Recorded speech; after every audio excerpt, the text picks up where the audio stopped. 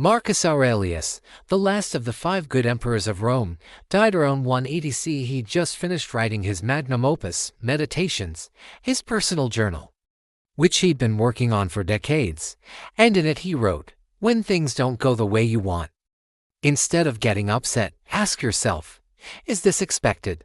Is this what you expected would happen? Of course you did. You knew this could happen. Why are you so surprised? This is the first step to handling any setback like a Stoic.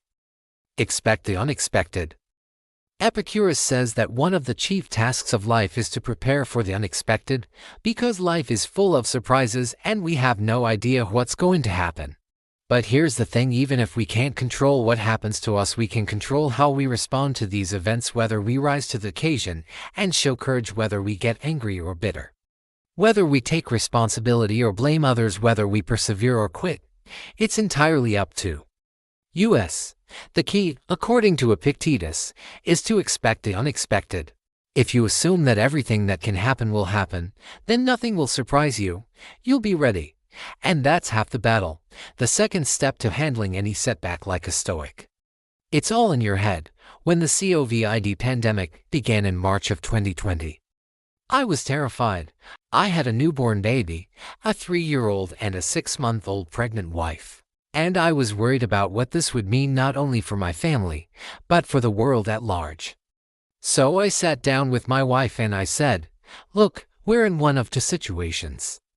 Either this is going to be some kind of flu or this is going to be really bad. We need to plan for both scenarios." So we started stocking up on food.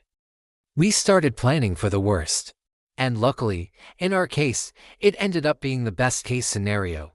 But when we saw how many people were panicking, hoarding things, fighting in the stores, I said to myself, wow, these people aren't worried about their actual situation. They're worried about what they think their situation might be. And that's usually what happens. In fact, most of the time, we suffer more in our heads than in reality. Seneca says that we have the ability to turn every life experience into a good one. He says, "What's the difference between a god and a man? The one has a better story he tells himself about his experiences." So when something bad happens, you can either tell yourself, "Oh my gosh, this is terrible," or you can say, "You know what? This actually might be a blessing in disguise. Maybe this is an opportunity to slow down and spend more time with my family. Maybe this is a chance to get in shape or learn a new skill." The choice, as always, is yours. The third step, focus on what you can control. When the Colossus of Rhodes, one of the ancient world's 7 wonders, collapsed after standing for only 56 years, the people of Rhodes asked a nearby kingdom, "Hey, can you help us rebuild this?" And the king said, "Yeah, sure, I'll pay for half of it." And the people of Rhodes said, "Great. We'll pay for the other half." So they agreed to split the cost. A few years went by and the Colossus was rebuilt, but the king never paid his half of the bill. When the people of Rhodes noticed this, they wrote him a letter saying, "Hey, you promised to help us rebuild the Colossus, and we've only got half the money." And the king said, "I know I made the promise, but now that I'd seen how expensive it is, I'm not gonna do it." So the people of Rhodes were forced to use all of their money to rebuild the Colossus. There's a lesson in here about promises, sure, but there's also a lesson about worry.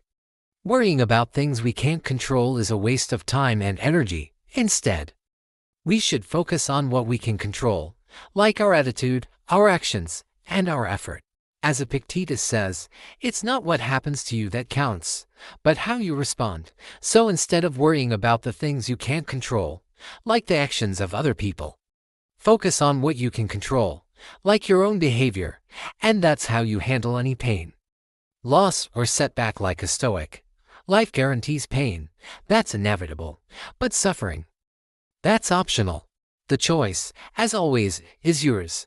Do you choose to suffer or do you choose to be Stoic? Let me know your thoughts.